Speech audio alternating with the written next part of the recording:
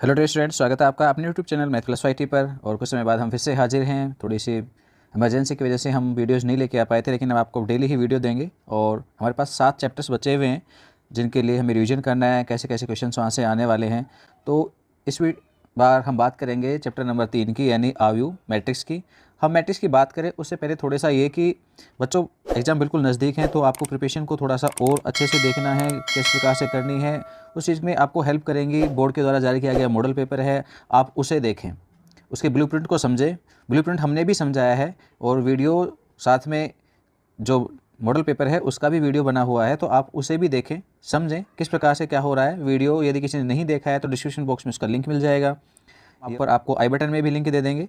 तो इन चीज़ों को समझना बहुत ज़रूरी है। साथ ही साथ एक और चीज़ बताना चाह रहा था कि बोर्ड के मॉडल पेपर के अकॉर्डिंग भी हमने कुछ गैस या पेपर कह लीजिए या सैम्पल पेपर कह लीजिए, तो ऐसे हमने सैम्पल पेपर बनाए हैं। वो सैम्पल पेपर हमने हमारे टेलीग्राम चैनल के ऊपर डाले हैं, वहाँ पर आप उन्हें देख सकते हैं। आपको पेपर्स को समझने में और आसानी होगी और कुछ इंपॉर्टेंट क्वेश्चंस और साथ में पेपर पैटर्न समझ में आ जाएगा, क्योंकि एक मॉडल पेपर बोर्ड ने जारी कर दिया, 3 हम दे रहे हैं आपको। आप देखेंगे तो उससे आपको पेपर्स का पैटर्न समझ में आ जाएगा, किस किस प्रकार के, किस प्रश्नावली में से कैसे क्वेश्चंस हो सकते हैं, किस प्रश्नावली में हमें छोटे छोटे क्वेश्चनों पर ध्यान देना है, किस प्रश्नावली से हमें बड़े प्रश्नों को देखना है। तो इन सभी चीज़ों के लिए तो पता नहीं लगता है कि टेलीग्राम पे हम कैसे सर्च करें, तो भाई आप टेलीग्राम ऐप को डाउनलोड करें, लॉगिन करें और उसके बाद ऊपर सर्च में लिखें मैथ प्लस IT और सर्च करें, आपको चैनल नेम मिल जाएगा। लोगो यही है यूट्यूब वाला ही, तो सेम पता लग जाएगा। वहाँ पर आप देखें पेपर डले हुए हैं, उनको सोल्व करें। किसी प्रकार की कोई प्रॉब्लम्स है, यदि लगता है आपको कि हमें इसमें क्वेश्चन में कुछ समझ में नहीं आ रहा है, तो हमें वहाँ पर आप कमेंट्स भी कर सकते हैं। कमेंट्स करेंगे तो हो सकता है आपकी प्रॉब्लम्स जो भी हैं उनका भी हम एक और वीडियो लेकर के आएँ। तो ये जानकारी आपको बताना ज़रूरी थी। तो इसी के साथ यदि कोई व्हाट्सएप ग्रुप टेलीग्राम नहीं चलाता है तो व्हाट्सएप ग्रुप पर भी डाले गए हैं, और हम डाल देंगे दोबारा यदि कोई नया बच्चा जुड़ता है तो इस चीज़ का ध्यान रखें। थोड़ा सा जितना अच्छे से पढ़ोगे, समझ करके पढ़ोगे, क्योंकि इस समय नॉलेज समझने की ज़्यादा होनी चाहिए बजाय रटने की। तो बच्चे क्या करते हैं, केवल रटने की कोशिश करते हैं। समझिए कैसे कैसे, किस प्रश्नावली से कैसे क्वेश्चंस मिलने वाले हैं, तो ये चीज़ें समझ में आ जाएंगी, ब्लूप्रिंट समझ में आ जाएगा, तो आप बड़े आसानी से 100 में से 100 बड़े आसानी से लेकर के आएंगे। चलिए आज हम बात करते हैं चैप्टर नंबर 3 की, यानी मैट्रिक्स की। मैट्रिक्स में हमारे पास कुल मिलाकर के एक्सरसाइज है वो 8 नंबर की है। कितने अंक की है बच्चों? 8 अंक की है। और 8 अंकों में को किस प्रकार से हमें डिवाइड करना है वो भी देखें। यहाँ 8 में आपके पास जो क्वेश्चंस हैं वो आएंगे कुल मिलाकर के 6। सबसे पहले हम बात करते हैं ऑब्जेक्टिव टाइप के क्वेश्चंस की। तो देखो ऑब्जेक्टिव टाइप यानी एबेसेड वाले जो क्वेश्चन है वो मिलेंगे आपको 2। इसके बाद है फिल इन द ब्लैंक, यानी रिक्त स्थान भरने का एक क्वेश्चन मिलेगा आपको। उसके बाद में एक बिल्कुल वेरी शॉर्ट आंसर के, यानी अति लघुतरात्मक प्रश्न होते हैं, तो वेरी शॉर्ट आंसर वाले जो क्वेश्चंस हैं उनकी संख्या भी होगी 1, और साथ में आपके पास लघुतरात्मक यानी शॉर्ट आंसर वाले जो क्वेश्चंस हैं उनकी संख्या होगी आपके पास 2। तो कुल मिलाकर के 6 प्रश्न आपको यहाँ से मिलने वाले हैं। तो ध्यान देंगे तो छोटे छोटे क्वेश्चन हैं, बड़े क्वेश्चन पे दिमाग नहीं बचाना है। यहाँ पर आपको छोटे छोटे प्रश्नों पर ही ध्यान देना है। मैक्सिमम 2 अंक तक के क्वेश्चन हैं आपके पास। ये 1 नंबर का क्वेश्चन आता है, ये 1 का आता है, बार बार समझा चुके हैं। वेरी शॉर्ट आंसर का भी 1 अंक आता है, और शॉर्ट आंसर वाला 2 नंबर का होता है। तो 4 नंबर का तो ये हो गया है, 1 नंबर का ये है, 1 नंबर का ये है, 2 नंबर का है, तो हो गए ना टोटल आपके पास कितने? 8 नंबर। तो 8 अंक की प्रश्नावली है और सभी क्वेश्चन छोटे छोटे हैं, इसलिए छोटे प्रश्नों पर विशेष ध्यान देंगे, बड़े क्वेश्चनों को नहीं देखना है आपको, ठीक है? तो बड़े क्वेश्चनों में टाइम बर्बाद ना करें। चलिए कुछ क्वेश्चन को हम यहाँ पे देखते हैं जो कि मिशन 100 के द्वारा जारी किए गए हैं। पहला क्वेश्चन है जिसमें कह रहा है कि एक मैट्रिक्स इस प्रकार से है कि एज उसका एलिमेंट और m/n एक पंक्ति आव्यूह है। पंक्ति आव्यूह में क्या होता है भाई? पंक्ति आव्यूह में केवल पंक्ति में एक ही पंक्ति होती है, यानी m की वैल्यू कितनी होगी? 1। तो 1/n इस प्रकार का एक क्रम होता है पंक्ति का। तो इसने ऑर्डर्स पूछा है m less than n, m greater than m, m बराबर n, इनमें से कोई भी नहीं। तो इस चीज़ के लिए आप इसमें क्या बताएंगे? इनमें से कोई भी नहीं है, ठीक है? आगे बात करते हैं दूसरे नंबर के क्वेश्चन में। यदि ए एक सममित एवं विषम सममित आव्यूह दोनों ही है, ए सममित भी है और साथ में विषम सममित है, तो ऐसा केवल तभी हो सकता है जब वो एक शून्य आव्यूह हो, क्योंकि शून्य को आप विषम सममित और सममित दोनों ही प्रकार से लिख सकते हैं। तो इस चीज़ का आप जरूर ध्यान रखेंगे। और किसी को फिर भी डाउट लगता है तो देखो, सममित होने की शर्त होती है ए इक्वल टू ए ट्रांसपोज, ठीक है? और विषम सममित होने की होती है ए इक्वल टू माइनस में ए ट्रांसपोज, ठीक है? आप इन दोनों को ऐड करेंगे तो 2a इक्वल टू 0, या कहें तो a इक्वल टू 0 मैट्रिक्स। 0 यानी शून्य मैट्रिक्स, तो आपके पास ये 0 मैट्रिक्स होगी। चलिए थर्ड क्वेश्चन को देखते हैं। कहता है आव्यूह ए या बी एक दूसरे के व्युत्क्रम आव्यूह होंगे। ए या बी है वो एक दूसरे के व्युत्क्रम आव्यूह कहलाते हैं। कब कहलाते हैं? जब A B equal to B A बराबर आई हो, ठीक है? ये आपके पास तत्सम मैट्रिक्स है आई, तो ये कॉन्सेप्ट हमने पढ़ा है। तो A B equal to B A बराबर आई हो, तो इस वाली शर्त के अकॉर्डिंग बी ए की इनवर्स मैट्रिक्स कहलाती है, और इसके अकॉर्डिंग आप ये कह सकते हो कि ए किसकी है? बी की है। तो एक दूसरे के लिए व्युत्क्रम कहलाती हैं ये। चलिए 4 क्वेश्चन को देखें। यदि ए एवं बी समान कोटि के व्युत्क्रमणीय आव्यूह हैं तो ए बी इनवर्स किसके बराबर होगा? तो ये भाई हमारे पास प्रॉपर्टी है, ए बी होल इनवर्स किसके इक्वल होता है? B inverse into A inverse के इक्वल होता है। तो B inverse into A inverse हमारे पास है किसमें? डी में, तो डी सही होगा यहाँ। 5वें क्वेश्चन की बात करते हैं तो कहता है यदि ए एवं बी समान कोटि के सममित आव्यूह हैं तो ए बी माइनस बी ए और बी दोनों समान कोटि के सममित आव्यूह हैं तो ए बी माइनस बी ए कैसा होगा? तो ध्यान रखना आपके पास ये विषम सममित आव्यूह होता है, आपकी बुक का ये क्वेश्चन है, फिर भी किसी को नहीं पता है तो क्या करे? ए बी माइनस बी ए इसकी ट्रांसपोज निकाले। यदि ट्रांसपोज जी के साथ बराबर होगी तब तो सममित कहलाएगी, और माइनस के साथ बराबर होगी तो विषम सममित। तो हम इसकी ट्रांसपोज निकालेंगे तो क्या हो जाएगा भाई? ए बी की ट्रांसपोज माइनस में बी ए की ट्रांसपोज। अब इसमें ट्रांसपोज वाला रूल लगाएंगे हम, तो क्या हो जाएगा? B transpose A transpose minus में ए ट्रांसपोज बी ट्रांसपोज। ठीक है, अब कह रहा है कि ए और बी दोनों समान कोटि के सममित आव्यूह हैं तो बी ट्रांसपोज बी के ही बराबर होगा और ए ट्रांसपोज ए के बराबर होगा, माइनस ए ट्रांसपोज ए के इक्वल है और बी ट्रांसपोज है वो बी के इक्वल है। तो आप देखेंगे माइनस कॉमन लेंगे तो ये बनेगा ए बी माइनस का बी ए। तो ये जो मान था हमारे पास ये माइनस के साथ इक्वल में है, इसलिए ये कैसी है? विषम सममित आव्यूह है। ठीक है बच्चों, तो ये आपके पास ऑप्शन ए सही होगा। 6ठे क्वेश्चन की हम बात करते हैं। कह रहा है ए एक मैट्रिक्स मिली है तब A plus A dash equal to इकाई मैट्रिक्स, तो अल्फा का मान क्या होगा? ए में ए ट्रांसपोज जोड़नी है आपको, तो अल्फा पूछा है उसने कितना होगा, तो इसी की ट्रांसपोज आप करेंगे तो देखो ये तो पहले में तो कोई चेंजिंग नहीं होगी, तो क्या बन जाएगा? 2 अल्फा 2 कोस अल्फा। ये किसके बराबर होगा? इकाई मैट्रिक्स का फर्स्ट एलिमेंट होता है 1, तो ये हो जाएगा कोस अल्फा इक्वल टू 1/2। किसके लिए आता है मान 1/2? अल्फा का मान जब आपके पास क्या होगा? π/3 या कहीं तो 60 डिग्री होगा तब, तो आंसर होगा बी। चलिए 7वें क्वेश्चन की बात करते हैं। कहता है यदि ए डैश इक्वल टू ए हो तो ए आव्यूह होगा। डैश लगाया हुआ है यहाँ पर, आप इसे क्या कहेंगे? Transpose matrix. तो ये क्या कह रहा है? ए डैश एक ट्रांसपोज मैट्रिक्स है। तो बताओ कब होता है ऐसा? जब मैट्रिक्स कैसी हो? सममित मैट्रिक्स हो। और 3/3 कोटि के ऐसे आव्यूहों की कुल संख्या कितनी होगी जिनकी प्रविष्टि 0 या 1 है? 8वां क्वेश्चन, ये भी बुक का ही है। 3/3 कोटि की आपके पास मैट्रिक्स है तो उसमें एलिमेंट्स होंगे कितने? 9। ठीक है, तो ये किसकी वैल्यू है? आर की, जो हमें चाहिए। और आपको मिले कितने हैं? 2 ही एलिमेंट्स है। एन का मान कितना है? 2। तो देखो यहाँ पर जो 0 1 की प्रविष्टि होगी, एंट्री होगी, वो एंट्री क्रमचय के अकॉर्डिंग होगी। तो क्रमचय जब अंकों की पुनरावृत्ति होती है तो क्रमचय ज्ञात करने का फॉर्मूला होता है n की पावर r। तो n का मान तो 2 है क्योंकि हमें 2 ही मान मिले हैं, 0 और 1, और r आवश्यकता कितनी है? 9 की है क्योंकि 9 एलिमेंट होते हैं। तो आपके पास मान आ जाएगा 2 की पावर 9, और 2 की पावर 9 का मतलब होता है 512। तो ऑप्शन डी सही होगा भाई। ठीक है, चलिए नेक्स्ट क्वेश्चन की हम बात करते हैं 9वें की। इसमें कहता है यदि किसी आव्यूह में 8 आव्यूह हैं, आव्यूह गलत लिख रखा है भाई यहाँ पे, थोड़ा सा ध्यान रखेंगे। इस जगह पे आव्यूह की जगह पर क्या आएगा? अवयव है। कितने हैं? 8 अवयव हैं, तो संभव अवयवों की संख्या कितनी हो सकती है? तो देखो 8 अवयव हैं तो आपके पास एक पंक्ति मैट्रिक्स बन सकती है, एक स्तंभ मैट्रिक्स बन सकती है, इसके अलावा 2/4 क्रम की एक मैट्रिक्स बन सकती है, या 4/2 क्रम की बन सकती है। तो कुल मिला के 4 मैट्रिक्सेस बन सकती हैं, तो ऑप्शन है आपके पास ए, ये सही है। चलिए 10th क्वेश्चन की हम बात करते हैं। कहता है यदि एक मैट्रिक्स है AIJ 2/2 क्रम की है, निम्न प्रकार से परिभाषित है AIJ equal to I minus 2J, तो A21 का मान क्या होगा? ये 2 है वो तो I का मान है, और 1 है वो किसका मान है? J का। तो आप रखेंगे 2 - 2 × 1, तो आपके पास A21 मान आ जाएगा कितना? 2 - 2 यानी 0। तो ऑप्शन डी सही होगा यहाँ पर। 11 क्वेश्चन की हम बात करें। कहता है यदि A इक्वल टू आपके पास 1A01 तब A की पावर n जब n बिलोंग्स टू n बराबर है। आप इसे सोल्व करेंगे तो वही हल करके देखना सवाल को। आप जब a की पावर n में आप बढ़ेंगे आगे तो सबसे पहले a² ही ज्ञात कीजिए, n बराबर 2 रख करके आप हल करेंगे। तो a² का मतलब होगा a × a। आप a को a के साथ में मल्टीप्लाई करेंगे, a को a के साथ में मल्टीप्लाई करेंगे तो आपको ये मैट्रिक्स मिलेगी, वो होगी 1 2 और 0 1। ये मैट्रिक्स आपके सामने आएगी। यानी क्या हो गया? यहाँ पर स्क्वायर आया तो यहाँ पर आपके पास क्या आ गया? 2a, सॉरी 2 ही लिखा है मैंने, एक भूल गया हूँ, a भी आएगा यहाँ पे, 2a बनेगा। तो a का दुगना हो गया, स्क्वायर था तो दुगना हुआ, पावर n है तो यहाँ पे n गुना हो जाएगा a। ऐसा ऑप्शन कहीं पर आपको दिखाई देता है तो वो है आपके पास पहला ही a। ठीक है, तो यहाँ पर n a आ जाएगा। ओके, बाकी एज इट इज ये यहाँ a का गुणांक है वो n बन जाएगा, तो ये a की पावर n के लिए आ जाएगा। आप इसे MIT या कहीं तो गणित आगमन सिद्धांत की सहायता से भी और चेक कर सकते हैं। ठीक है, चलो वैसे आपको ऑप्शंस वाला क्वेश्चन ही है तो केवल पता ही करना है, सेकंड टाइम ही पता लग रहा है तो इतना ही पर्याप्त है। चलिए 12 क्वेश्चन की बात करते हैं। कोस थीटा और मैट्रिक्स है cos theta sine theta cos theta, plus में साइन थीटा, और यहाँ पर है sine theta minus cos theta और साइन थीटा। इसका हल पूछा गया है कि कितना आएगा, तो आप इसे सरल करेंगे। पहले तो देखो बाहर आपके पास कोस है, आप इस कोस को यहाँ पे गुणा करेंगे, कोस स्क्वायर बन जाएगा, और यहाँ पे कोस साइन बन जाएगा। ये वाला है वो आपके पास कोस साइन बनेगा, और ये बन जाएगा कोस स्क्वायर।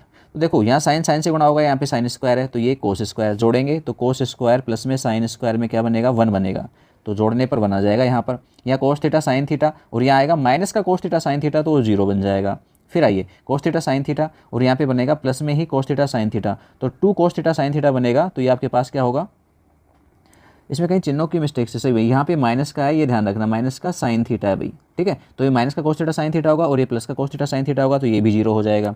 अब cos से गुणा होगा cos स्क्वायर और यहाँ पे साइन से गुणा होगा साइन स्क्वायर, तो cos square plus sine square ये भी 1 बन जाएगा। तो यानी आपके पास इकाई मैट्रिक्स बनेगी यहाँ पर। तो इकाई मैट्रिक्स देखिए ऑप्शंस में कहाँ है, ऑप्शंस में इकाई मैट्रिक्स हमें दिखाई दे तो पहली ही है, तो ए आपके पास ऑप्शन सही होगा, ठीक है।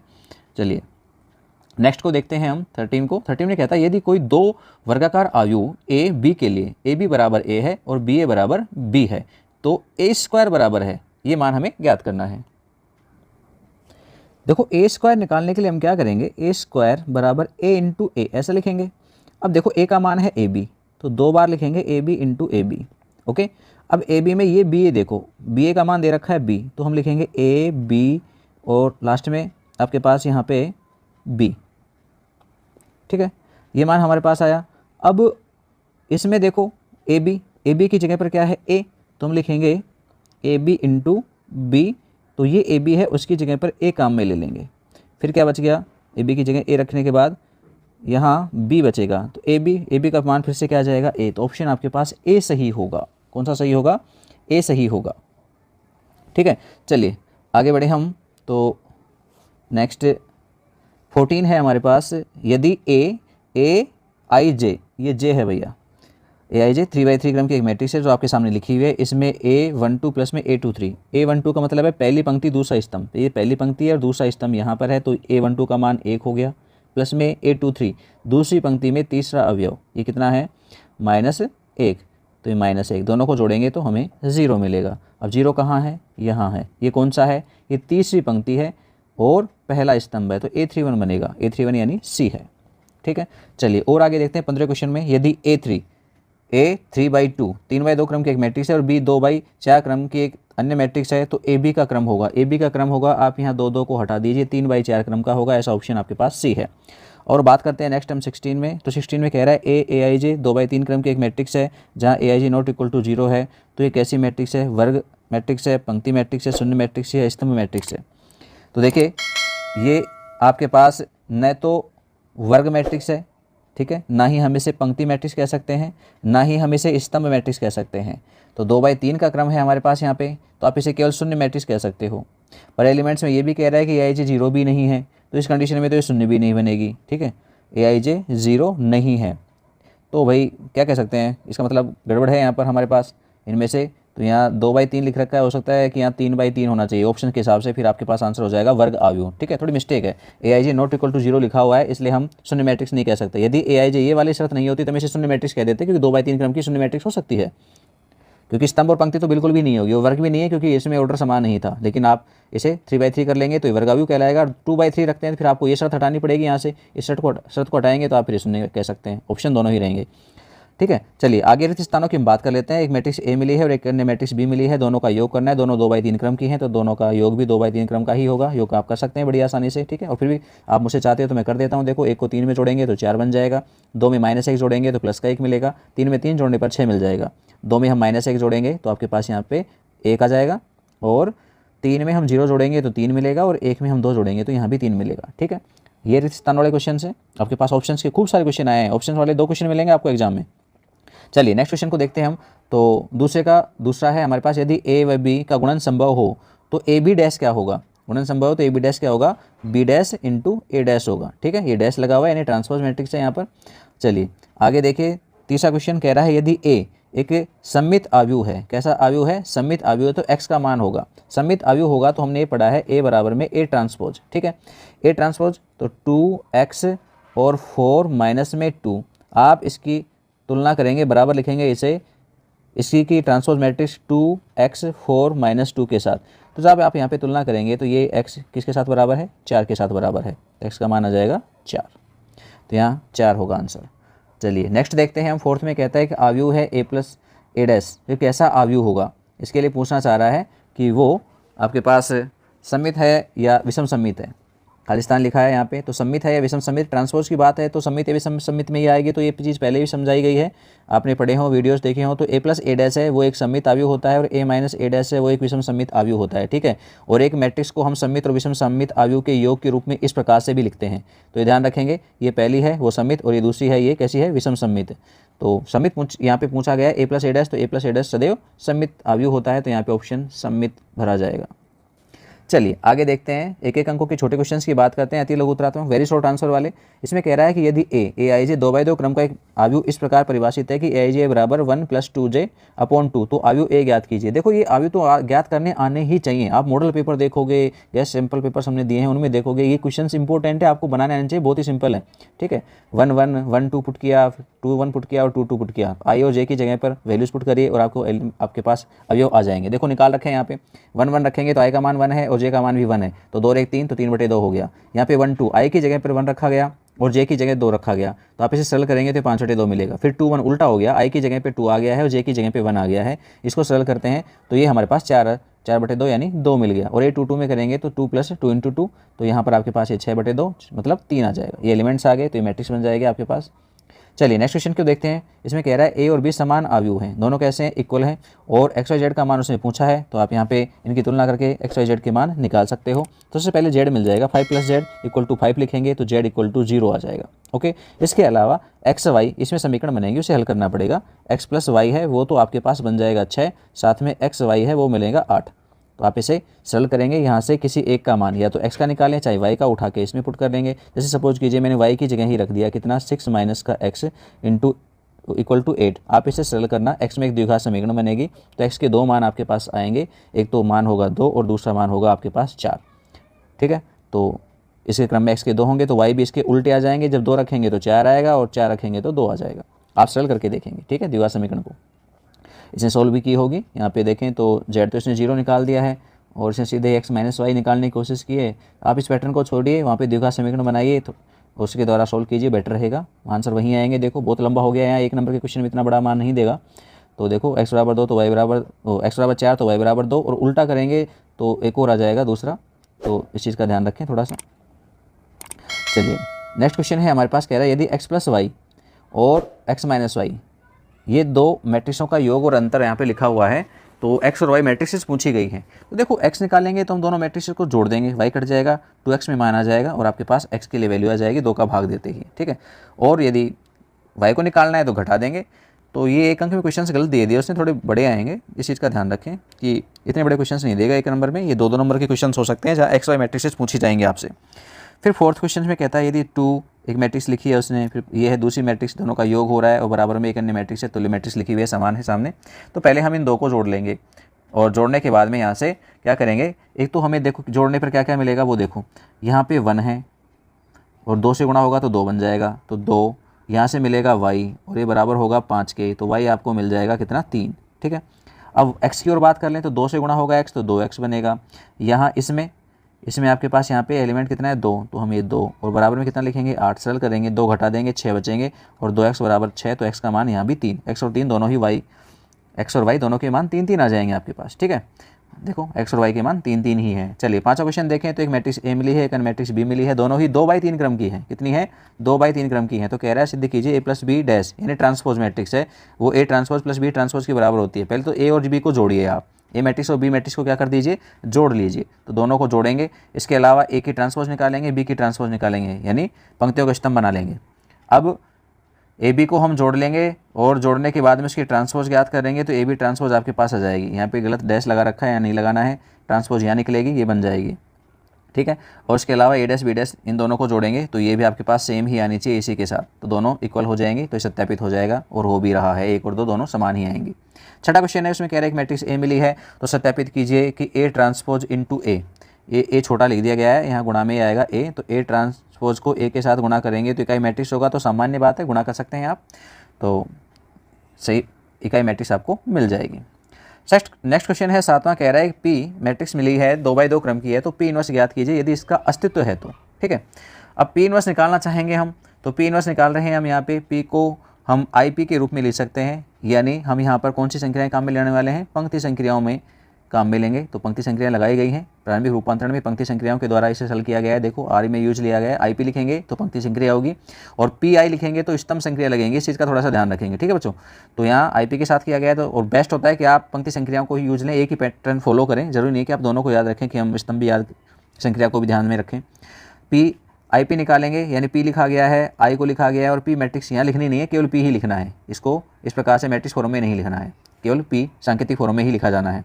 अब क्या करना है, सबसे पहले फर्स्ट तरीका है कि आप क्या करें भाई, यहाँ पे 1 बना हुआ है, इसका पैटर्न कुछ अलग ही टाइप से है, तो करना चाह रहा है जो भी है। चलिए, वैसे तरीका ये है कि आप यहाँ पे 1 बना हुआ है, तो सबसे पहले एक स्तंभ को आप इकाई मैट्रिक्स के रूप में बनाने की कोशिश करें, यहाँ 0 बनाने की कोशिश करें। तो 0 कैसे बना सकते हैं आप R1 है, इसमें क्या कर देंगे, दूसरी पंक्ति को 2 से गुणा करके जोड़ देंगे, ठीक है। तो जो ही आप यहाँ पे 0 बनाएंगे तो ये अपने आप ही 0 बन जाएगी। यहाँ पे एक्स्ट्रा 2 संक्रियाएं लगा दी गई हैं, इसकी कोई ज़रूरत नहीं पड़ती, ठीक है। जो मैं बता रहा हूँ उस पर ध्यान दीजिए। हम क्या करेंगे, यहाँ पर पंक्ति संक्रियाओं में यूज लेंगे, हम R1 में बदलाव करेंगे। क्या लिखेंगे, R1 प्लस में 2R2। ऐसा क्यों किया, क्योंकि हमें यहाँ पर जब कभी भी पंक्ति संख्या लगानी है तो यहाँ पर इकाई मैट्रिक्स वाली फॉर्म बननी चाहिए, यानी 0 1 1 तो बन ही रहा है, बस 0 और चाहिए। तो 0 बनाने की हम यहाँ पे कोशिश करेंगे। 0 कैसे बन सकता है, ऊपर तो माइनस के 2 हैं, तो हम क्या करेंगे, इसको 2 से गुणा करेंगे, उसमें जोड़ देंगे, जोड़ते हुए 0 बन जाएगा। तो करिए ऐसा काम। तो बताइए क्या बनेगा, इसको 2 से गुणा किया और उसमें जोड़ेंगे, 0 बन गया। इसको 2 से गुणा किया, इसमें जोड़ेंगे, ये भी 0 बन गया। दूसरी पंक्ति में हमने बदलाव किया ही नहीं है, तो दूसरी पंक्ति -5 और 1 रह जाएगी। इधर की बात करेंगे, इसको 2 से गुणा करके उसमें जोड़ेंगे तो 1 ही रहेगा। इसको 2 से गुणा करके 0 में जोड़ेंगे तो यहाँ 2 आ जाएगा, ये 0 और 1, और ये मैट्रिक्स पी। आप देखेंगे कि यदि किसी मैट्रिक्स में कोई पंक्ति या स्तंभ के सभी अवयव शून्य हो तो फिर वहाँ इनवर्स विद्यमान नहीं होता, तो यहाँ पी इनवर्स विद्यमान नहीं होगा। मात्र एक संक्रिया से काम चलेगा, इसने 2 लगाई है, आवश्यकता नहीं है, तो यहाँ पर इनवर्स विद्यमान नहीं है, यानी पी इनवर्स का अस्तित्व नहीं है। देखो इसने नीचे बनाया है, अपने पास ऊपर ही बन गया है।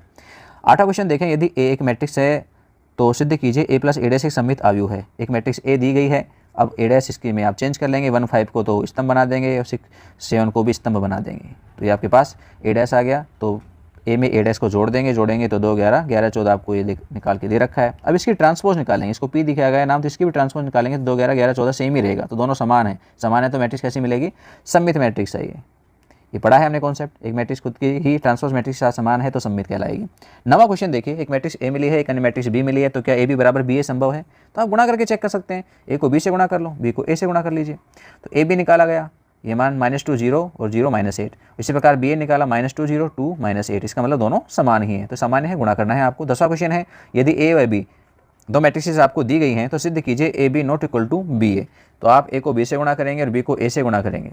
तो ए बी को गुणा करते हैं तो 0 1 और -1 0 मिल रहा है। इसी प्रकार से हम बी ए को गुणा कर रहे हैं तो देखो चिन्हों का अंतर है, ये -1 ऊपर आ रहा है और नीचे प्लस का 1 आ रहा है, तो दोनों समान नहीं है, ठीक है। तो हम कह सकते हैं कि दोनों इक्वल नहीं होंगी।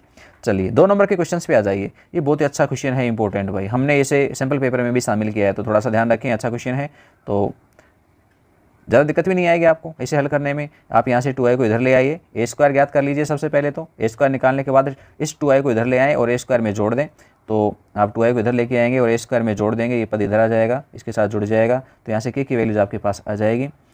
तो k इधर की जब मैट्रिसेस को आप जोड़ेंगे तो बिल्कुल यही बन जाएगी, तो k का मान शायद 1 आ रहा होगा, देखो 3 3 कट जाएंगे, k बराबर 1 आ जाएगा, ठीक है। ऐसे ही यहाँ की बात करते हैं हम यहाँ पे क्वेश्चन नंबर 2 में, तो एक मैट्रिक्स मिली है जो कि स्तंभ मैट्रिक्स है, एक अन्य मैट्रिक्स है वो पंक्ति मैट्रिक्स है, बराबर है भाई, माइनस लगा हुआ है, बराबर का चिन्ह है। तो सत्यापित कीजिए ए बी ट्रांसपोज बराबर बी ट्रांसपोज ए ट्रांसपोज।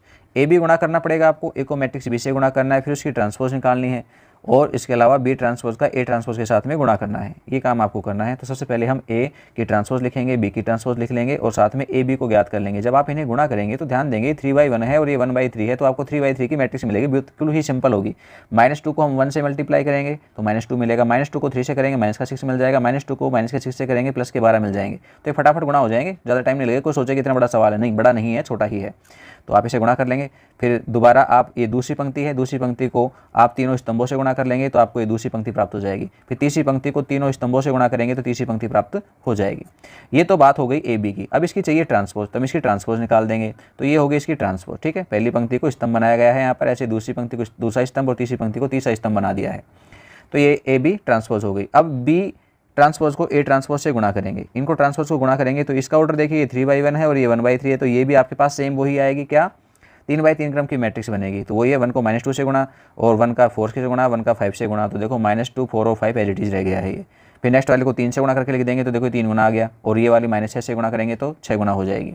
तो आप देखेंगे 1 और 2 को दोनों आपके पास समान ही आएंगी, इसलिए ए बी ट्रांसपोज है वो बी ट्रांसपोज ए ट्रांसपोज के साथ बराबर होती है।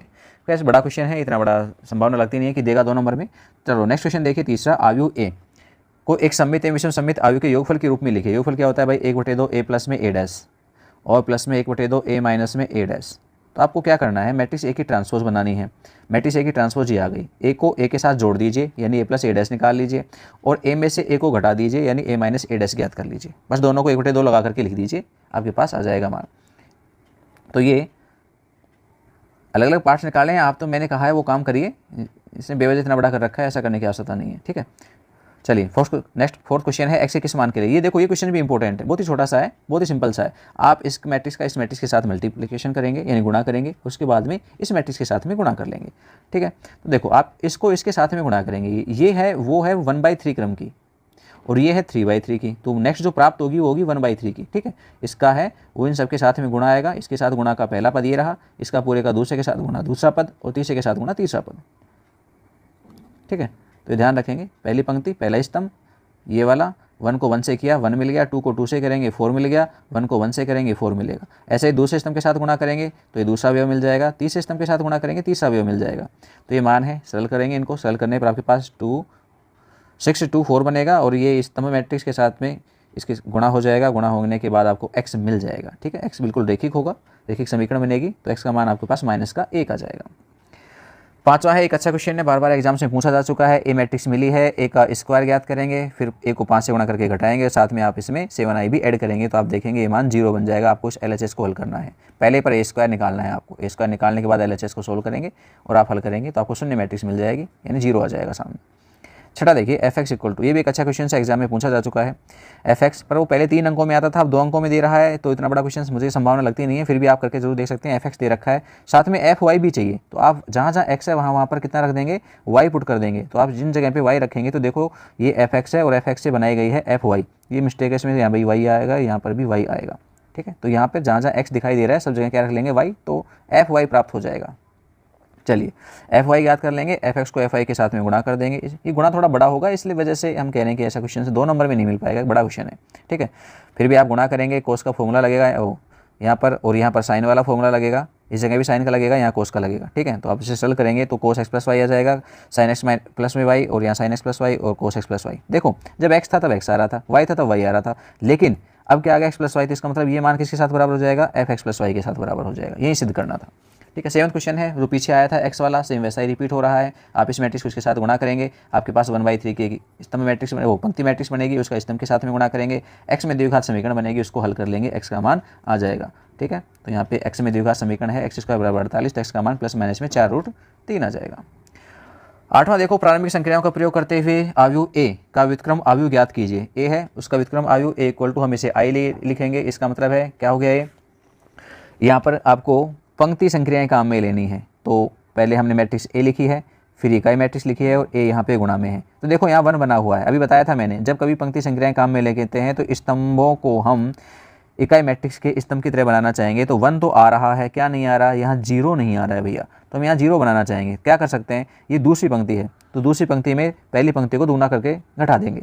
तो देखो बिल्कुल सही संक्रिया लगी हुई है, ऐसा ही करेंगे, ये 0 बन गया यहाँ पर हमारे पास, और इधर वाले पार्ट्स में जो भी हो रहा है ऐसी सेम वही संक्रिया यहाँ पर भी हो जाएगी। दूसरी पंक्ति में आप पहली वाले को 2 से गुणा करके घटाएंगे, माइनस का 2 बन जाएगा, 1 क्योंकि ऊपर 0 है, तो ऐसे कैसे, पहले में हमने पंक्ति में चेंज किया ही नहीं है। इतना करने के बाद में ये पहला पूरा हो गया, उसके बाद हमें यहाँ 1 चाहिए। 1 ज्ञात करने के लिए -5 का भाग देंगे, किसमें, दूसरी पंक्ति में, तो दूसरी पंक्ति में -5 का भाग दे देंगे, ये संक्रिया लिख दी गई है, बिल्कुल सही है। -5 का इधर भाग देंगे तब तो यहाँ बन जाएगा ये वाला पद, इधर वाले में देंगे तो बटे में 5 आ जाएगा। आगे बढ़ेंगे हम, यहाँ पे 0 बनाना है बस। इस 0 बनाने के लिए हम क्या करेंगे, पहली पंक्ति को दूसरी पंक्ति को 2 से गुणा करके घटा देंगे, तो पहली पंक्ति में से दूसरी पंक्ति को 2 से गुणा करके घटा देंगे, तो ये ए इनवर्स आपके सामने आ जाएगी। ओके, चलिए 9वां देखें, कहता है x का मान ज्ञात कीजिए यदि y एक मैट्रिक्स है और 2x प्लस वाई एक अन्य मैट्रिक्स है, ठीक है। तो यहाँ पर x का मान निकाल सकते हैं, पहली वाले मैट्रिक्स को हम यहाँ पे पुट कर देंगे, इसको इधर ले आएंगे और उस मैट्रिक्स को घटा देंगे इधर। तो घटाने के बाद में आपके पास 2x आएगा, 2x मैट्रिक्स, तो फिर 2 का भाग दे देंगे पूरी मैट्रिक्स में, तो ये 2x प्राप्त हो गई और इसमें 2 का भाग देंगे तो बटे 2 कर दिया हमने, मान ये आ गया -1 -1 -2 -1, ये आपके पास मैट्रिक्स प्राप्त हो गई। 10वां क्वेश्चन है, कहता है एक आव्यूह ए है, उसको सममित और विषम सममित आव्यूह के योग के रूप में लिखिए। बिल्कुल लिख सकते हो भाई, अभी ऊपर बताया था मैंने आपको a + a' ज्ञात करना है और a - का a' ज्ञात करना है, इनको बाहर 1/2 लगा के जोड़ देना दोनों को, ये योगफल का रूप हो गया। तो ये कार्य आप करके देखेंगे। चलिए नेक्स्ट जो क्वेश्चन है उसकी बात करें हम, ये थोड़ा बड़ा है, देगा नहीं खैर इतना बड़ा, इस चीज़ का ध्यान रखें, ठीक है। तो इसके साथ ही हमारे पास क्वेश्चंस पूरे होते हैं। नेक्स्ट एक्सरसाइज को हम लेकर के आएंगे, किस पार्ट से कितने कितने क्वेश्चंस मिलेंगे आपको, इन सब चीज़ों के बारे में डिस्कशन होगा नेक्स्ट वीडियो में। तब तक के लिए इंतजार कीजिए। और हाँ, यदि किसी बच्चे ने चैनल को सब्सक्राइब नहीं किया तो प्लीज़ चैनल को सब्सक्राइब कर लीजिए। टेलीग्राम चैनल को भी ज्वाइन कर लीजिए। कभी कभी हमें वीडियो के नोटिफिकेशन मिलते नहीं है, तो टेलीग्राम पर आपको अपडेट मिल जाएगी, वहाँ पर नोटिफिकेशन आ जाएगा, इसलिए आप टेलीग्राम चैनल को भी ज्वाइन कर सकते हैं। तो फिलहाल के लिए इजाज़त दें। वीडियो अच्छा लगा हो तो लाइक करें, अपने दोस्तों के पास शेयर करें। धन्यवाद।